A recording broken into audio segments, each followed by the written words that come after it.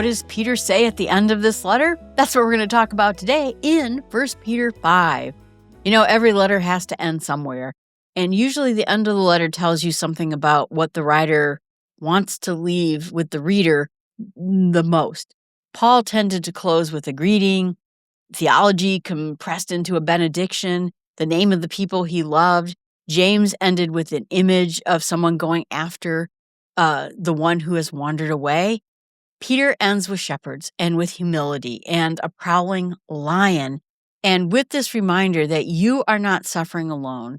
It is a closing of this letter from a pastor who wants to help his people from the first word until the last. And it contains one of the most quoted verses in the entire letter, a promise that has carried on for generations of believers through circumstances far harder than most of us will ever face. So he is now going to go ahead and open this closing of his letter by addressing the elders. These are going to be the elders of the community, the leaders of the local group that are scattered throughout these 5 Roman provinces.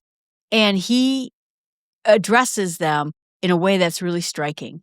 He does not invoke his apostolic authority, pull rank on them. Well, I was there right next to Jesus, and let me tell you, he just calls himself a fellow elder, a co-elder, someone who is along with them instead of someone who's above them. And he identifies himself in 2 ways that carries everything. As a witness of Christ's suffering, he saw it himself. And as someone who shares in the glory to be revealed. So we're going to look at these 2 contrasting views of it. The word he uses is martyrs, and we get the word martyr from it. But Peter has seen with his very own eyes what Christ suffered. He was in the Garden of Gethsemane. He stood in that courtyard of the high priest, warming himself by the charcoal fire while Jesus was being questioned inside and then denying him. He has carried that for decades, and now he writes to leaders who are shepherding communities under pressure. And it comes from the authority of someone who knows what the real cost of faith is. The threefold cost or call to the elders is structured under a series of contrasts. Not this, but that. Under this compulsion, but not under compulsion, but willingly. Not dishonest gain, but eagerly. Not lording over people, but being examples. These contrasts address a specific temptation that faces anyone in a position of spiritual leadership. The compulsion failure is a leader who is out there out of duty or obligation instead of genuinely wanting to be there and care. It's present in the body but absent in the heart. The gain failure is that a leader who has turned his flocks into a resource to be extracted from instead of a community to be served. The lording over failure is a leader who uses that position to control and dominate, to make them feel themselves feel significant at the expense of the people in their congregations. And against all 3 of these, Peter sets a single standard: be an example. The example word is tupos, and it's a type, a platform, a mold that you shape something that is pressed into it.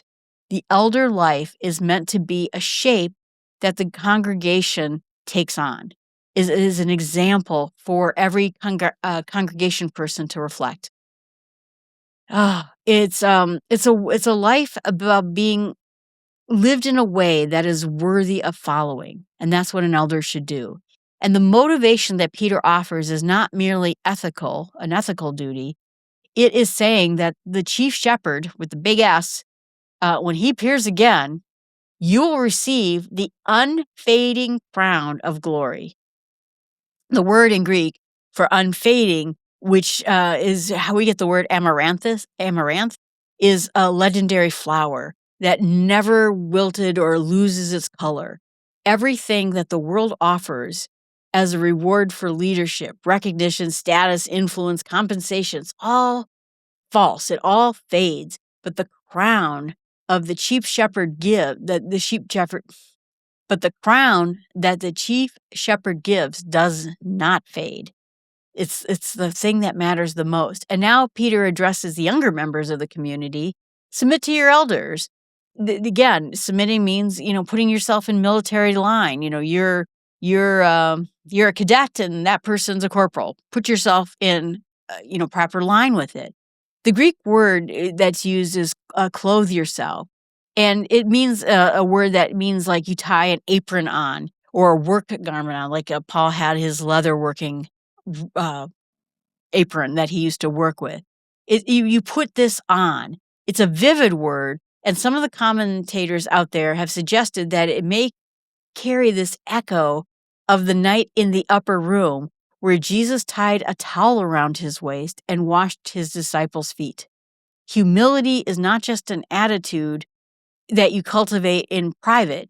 It is something that you put on, like a work cloth, and you go to work and you go do the thing.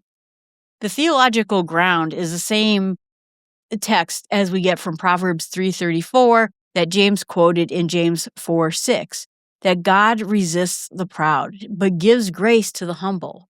Peter and James, writing independently, overlapping audiences, both reach to the same foundation. Humility towards other people is inseparable from the right orientation towards God. Pride, insistent on your own sufficiency, the posture of not needing any place or person or even God himself is opposed to God. Humility opens up the hand of receiving grace. And then Peter says something that could be, I think, one of the most important verses in anything that he said in this entire letter. Humble yourselves under the mighty hand of God, so that he may exalt you at the proper time, casting all your cares on him because he cares for you. The mighty hand of God. I mean, I just think about this. Built the entire universe, created every piece that's in the universe, moved the mountains and the oceans and created the planets and the stars. That mighty hand is such an Old Testament image, the hand that brought Israel out of Egypt, the hand of sovereign power that shapes history. To humble yourself and accept God's timing, God's purpose in his governing your situations, even when you can't see why. Why is God doing this to me? How is he doing this to me? But you know what happens? Exaltation will come. You'll be brought up in the proper time, not just your time. And the phrase, I think, he cares for you. The God who made the universe, the planets, the oceans, cares for you. And that's going to be apparent. So he says that he should cast all those cares on him. The Greek word for cares is anxieties, worries, the things that divide us or distract our mind. And the word for casting is to fling and hurl decisively. It's not just a gentle, like, toss it away. Don't just set your anxieties down. It is fling them, send them out into the atmosphere. And on that ground, it's the phrase, I guess, that is the most beautiful, like I said, is that he cares for you. The Greek that's used here is that it matters to him about you. You're not a burden. He hasn't forgotten you. He doesn't just tolerate you. You are someone he actively is concerned about, cares about. So Peter is, again, writing this from Rome under Nero, knowing that he will not likely survive much longer. The care of God's people is a truth that he is offering from someone that is not in a position of comfort. The truth that he is offering is a truth that he has staked his entire life on. His life is coming to an end because he believes this to be true. And now the third section is that Peter talks about this prowling lion. You should be sober and alert. There is a lion out there and he's looking for anyone he can devour. You should resist him, be firm in your faith, and suffering is going to happen. Twice in this letter, Peter has used the word sober-minded, clear-headed, alert. And again, he uses it to be alert, to be watchful and awake. The Garden of Gethsemane, Jesus told his disciples, stay awake and pray. And what happens? They fell asleep. That echo may be deliberate in Paul. And so that echo might be echoing throughout Peter's brain. He fell asleep in the Garden of Gethsemane, and now he's urging everyone else, stay awake, stay alert. The adversary, which means a legal opponent, someone that you bring charges against, he is describing as a roaring lion in search of prey, looking for someone to devour. And the image in the ancient world of a lion's behavior that's roaring, that's already selected its target, and that the target is into panic. The danger here is real. We don't have lions in as many places as we used to have lions. There were lions in Israel. I saw no lions when I was there. But Peter's not trying to spiritualize away or reduce this whole thing to a metaphor. He is trying to say an adversary is there, out there, and his intention is to devour you. The response that Peter calls for resistance is being firm in faith. Not looking for, extraordinary spiritual heroics or even isolating or retreating and being a monk. Firmness. The word is solid, dense, immovable. Faith has substance that doesn't collapse under pressure. And the ground of that resistance for all of us then is a solidarity with each other. The same kind of suffering that's being experienced by your fellow believers throughout the world. You're not alone in this. You're not uniquely targeted. You're not uniquely weak because of this. The whole community of believers throughout the entire world is in this together, distributed across this Roman Empire, holding their ground, resisting the same adversary in their own places and in their own situations. Boy, that's, I think, like I said, it's not a small comfort. When you have suffering, it feels isolating. I'm in this alone. And you feel like there's something uniquely wrong with you or wrong with your situation. But the reminder is the same, that suffering is being experienced by brothers and sisters everywhere. And that reframes your entire experience. You're not an outlier. You don't feel, like I said, if I got fired from my job and because I'm a Christian, I'd be like, oh no, that's awful. Why am I being persecuted in this way? Well, first of all, there are a lot of people throughout the world that are being persecuted in very severe ways, including watching their family suffer, including death for themselves. You are part of a community of people that are doing the same hard thing and having even harder results. So at the close of this letter, he promises, and I just want to say this, that the God of all grace, who calls you to his eternal glory in Jesus Christ, himself, restore, establish, strengthen, and support you after you have suffered for a little while. To him be the glory and the power forever and ever. Amen. So, and that's CSB. The promise at the center of this letter is that if you look at it quite closely and slowly, the God of all grace, not some grace, not a portion of grace, God's grace is distributed flowingly. All the grace. It's not based on your performance. It's not based on conditions. You're only getting just a portion of it. You are getting every form of it. All of it belonging to God who called you. And what will he do? There's 4 verbs in rapid succession here, and each one is important. He will restore. That means mend, repair, set back broken bones into place. He will fit together what's been disjoined. He will establish, means to make firm, plant solidly, set something that cannot be moved. He will strengthen, to make stronger, invigorate. He will support, which means to lay a foundation under the ground like you support your walls of your house.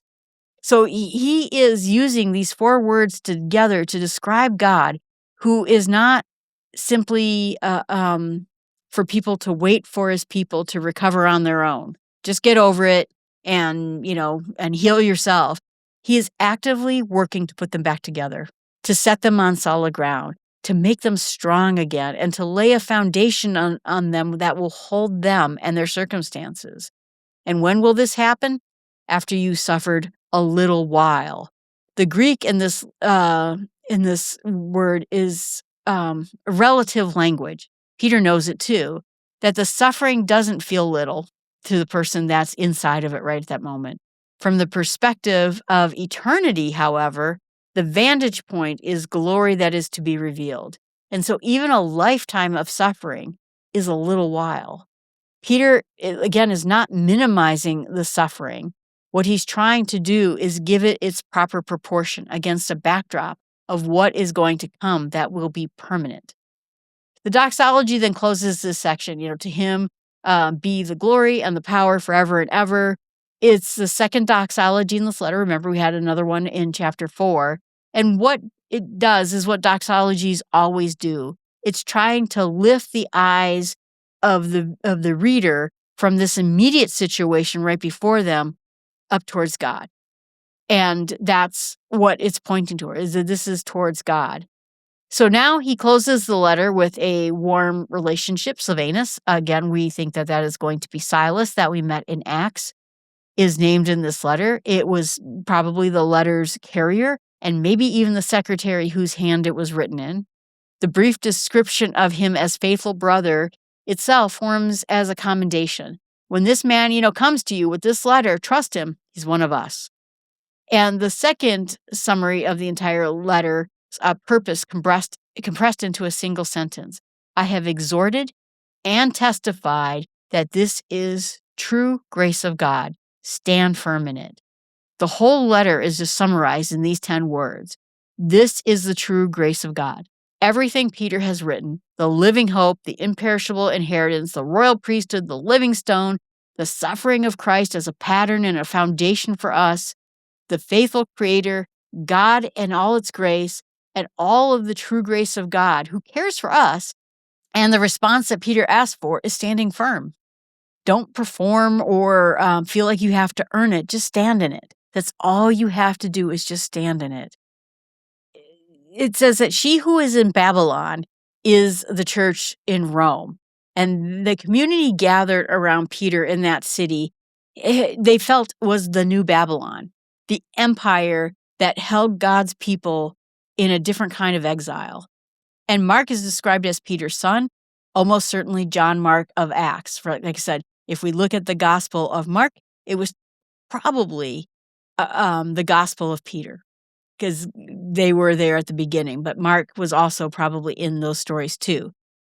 The testimony is organized, written, and written down by Mark as his close companion, interpreter, who gives a brief greeting in this particular piece. The man who wrote the letter, the gospel that bears Mark's name, is probably the closest thing that we have to Peter's own voice in 2 different genres. And then comes the final blessing. Peace to all of you who are in Christ. It's just simple and complete. Not peace in the absence of trouble, not peace in a resolution of all your difficulties, or as a settled reality, everything's getting settled down now and Rome's going to stop being so mean to us. But instead, the reality that being in Christ, held by God, by all grace, watched over by the chief shepherd, kept in by faith of the Creator, that peace is available to all you scattered exiles in these 5 Roman provinces in 60 AD. It's available to all of us right now. What I'm going to meditate about is that Peter ends the way it began, with grace and peace. And by the time we reach the closing verses of this chapter, we walk through enough of this letter to understand that what grace and peace actually costs and what it actually rests on. It's not a cheap comfort. It's a hard-won testimony of a man who watched Jesus die, met him as a risen Lord, being restored by Jesus himself through his own failures. And now he is writing from Rome on borrowed time to people that he will never meet. And when you hear him say to cast all your anxieties onto God because he cares for you, that sentence has survived thousands of years because it addresses something that doesn't change. The weight of worry, the burden of uncertainty, the loneliness of suffering, the persecution faced by people calling themselves Christian. There's a lot in that. And Peter's answer is not a strategy or a technique. It's a relationship with a God who cares for you. A hand that is mighty and gentle all at the same time, and a promise that suffering will not have the final word in any of this. Stand firm. What I'm going to pray about is that I remember that God's grace is everything we need, everything I need to do exactly what was said here. That God promised in this chapter to restore what is broken, to establish what has been shaken, to strengthen what is weak, and to lay a foundation under us that holds us up. We are casting our cares onto God. And so I pray for that we're not gentle or tentative about the way we give our cares to God, but do it the way that Peter describes it, hurling them, transferring them, refusing to carry all these anxieties ourselves anymore, because God is the God that cares for us, and that is enough. And what I want to share with other people is this idea that when you have a friend who's having a hard time, or someone who's asking hard questions about faith and needs to hear that they're not in this, particular situation alone, Peter means for all of us to take those situations and fling it, throw it decisively, transfer the weight to God. And if you know someone who's carrying a lot right now, a heavy load, that's a verse that's great to send to them. Write it on a card, text it to them, say it out loud to them. The ground of it is simple, and it is enough. He cares for you, and I want you to get that message out of this chapter too. Everyone, thanks so much. Appreciate you being out there. I'm Jill from the North Woods, and you can find everything I do at jillfromthenorthwoods.com. Appreciate you being out there, and have a great day.